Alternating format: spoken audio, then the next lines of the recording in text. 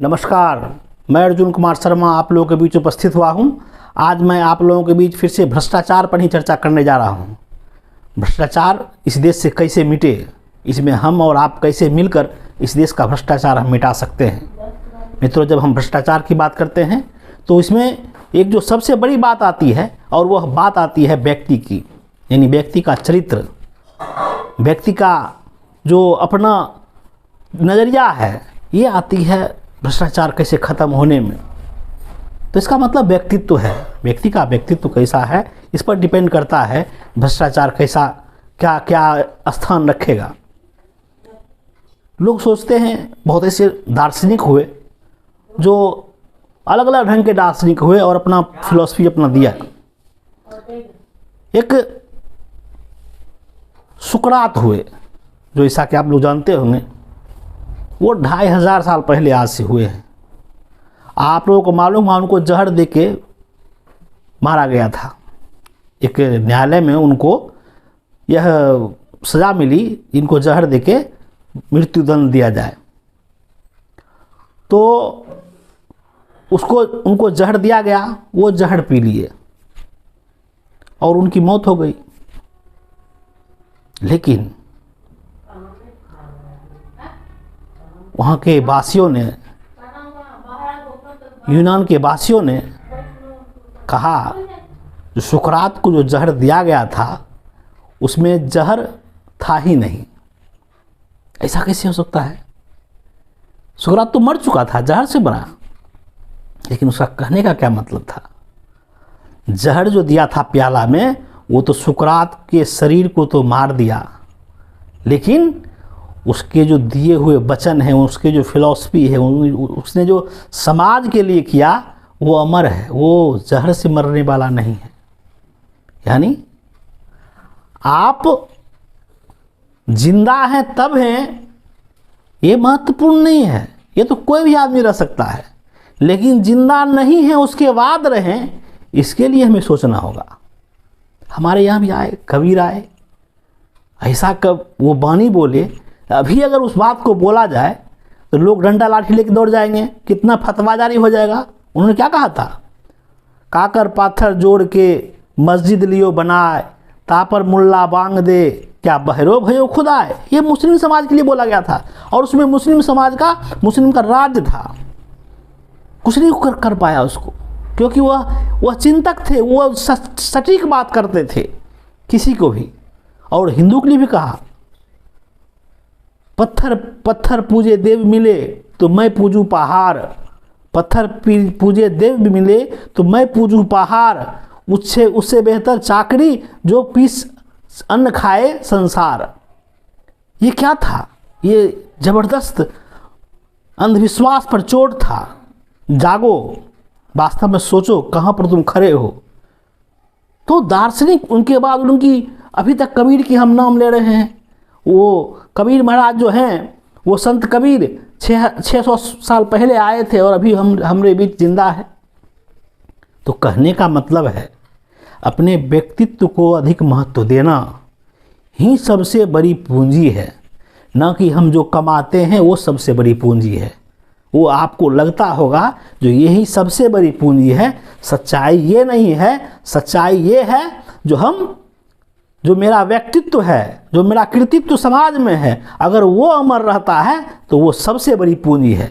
मैं इसीलिए इस बात को आपके बीच रखना चाहा तो थोड़ा बताऊं मैं वास्तव में आखिर लोग अच्छा व्यक्ति क्यों बने, क्यों ना कुछ पैसा भ्रष्टाचार से मिले, ऐशो आराम ज़िंदगी जिए, ऐसा क्यों करे। तो मैं इसीलिए कहना चाहूँगा मित्रों, व्यक्ति को अपने चरित्र का निर्माण कैसे किया जाए।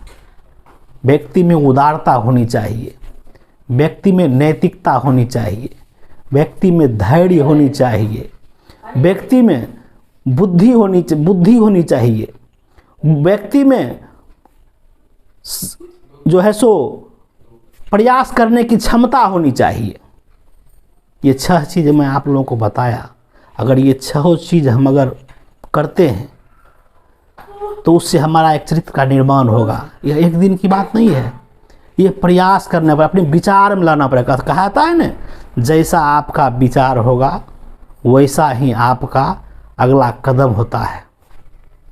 तो पहले हम अपने मन में यह विचार में लावें जो क्या हम उदार हैं दूसरे के प्रति, समाज के प्रति, क्या उसमें उदारता हम दिखाते हैं, क्या हम नैतिक हैं, नैतिक मूल्य को हम समझ रहे हैं, हमारा क्या कर्तव्य है, हम कहाँ क्या करें क्या ना करें, इसको हम कैसे जागृत करें, क्या हम इसके लिए लगातार प्रयास कर रहे हैं, क्या हम अपनी स्थिरता जो होनी चाहिए अस्थिरता वो स्थिरता है हम में, क्या हम बुद्धि के लिए क्या कर रहे हैं। अभी हम आपको बताना चाहूँगा, लोग सोचते हैं मैट्रिक कर लिया, ग्रेजुएशन कर लिया, पीजी कर लिया और वो हो गया। ऐसा नहीं है। वो एक विषय था, एक समय था, आप पढ़े, लेकिन वास्तव में लोगों को अनवरत पढ़ाई करते रहना चाहिए। 10 मिनट निकालिए समय डेली, आधा घंटा निकालिए, 1 घंटा निकालिए, बहुत बिजी है 2 घंटा निकालिए, मतलब जितना कम समय मिलता है आधा घंटा भी कम से कम निकालिए। और जितने जो मन करे बुक, कोई दार्शनिक का बुक हो सकता है, कोई इतिहास की बात हो सकती है, जैसा बुक हो आप अध्ययन जरूर करें और अध्ययन करके अपने बौद्धिक विकास को बढ़ाएं। और जब ये सब बातें करेंगे तो हम जो है सो एक सही नागरिक बनने की ओर अग्रसर हो जाएंगे। मित्रों, ये साधारण बात नहीं है। ये जब ऐसा हम आपको बात कह रहे हैं तो इसमें एक तपस्या की बात है, क्योंकि किसी से भी भ्रष्टाचार को रोकना, अपने मन को रोकना, ये बहुत ही मजबूत, ये बहुत ही ताकत की बात होती है। ये अंदर से जो जितना मजबूत है वही भ्रष्टाचार को अपने रोक सकता है। जो कमज़ोर है वो टूट जाएगा, 10,000 में टूटेगा, 20,000 में टूटेगा, 50,000 में, 1 लाख में टूट जाएगा वो। लेकिन अगर वो अंदर से मजबूत है, जो उसका विचार अगर मजबूत हो गया, नहीं मैं आज से भ्रष्टाचार नहीं करूँगा, तो वो आप जो है सो वो ताकत आप में आ जाएगी और आप भ्रष्टाचार की ओर अग्रसर नहीं होंगे। और आप में, हमने पहले कहा राम और रावण की बात, अगर आप में राम है और रावण है तो रावण मर जाएगा और राम आपका जिंदा हो जाएगा, राम आपका विजयी होगा। और राम जो विजयी हो जाएगा तो आप एक अच्छे व्यक्तित्व में परिवर्तित हो जाइएगा। और तब क्या होगा, एक व्यक्ति अगर सुधरता है तो समाज उसको देख के बदलने लगता है। अगर एक आदमी बिगड़ता है तो समाज देख के उस वैसा बनने लगता है। आपको यह एक समय होता था यहाँ बिहार में जो हर जगह लूट मार दंगा फसाद हुआ करता था। ऐसा क्या था, एक माहौल बन गया था। आज नहीं है, आज उसमें कमी आई है और कमी आएगी जब हम लोग जागरूक होंगे। तो ये क्या है, अच्छे कर्म अच्छे काम जब हम करते हैं तो उसके ओर हम भी समाज दौड़ता है, और बुरे काम भी करते हैं तो उसके ओर भी समाज जाता है। इसीलिए हमें अच्छाई की ओर जाना पड़ेगा और बुराई का विरोध करना पड़ेगा। मित्रों, मैं इन्हीं शब्दों के साथ अपनी बातों को विराम देता हूँ। जय हिंद, जय भारत।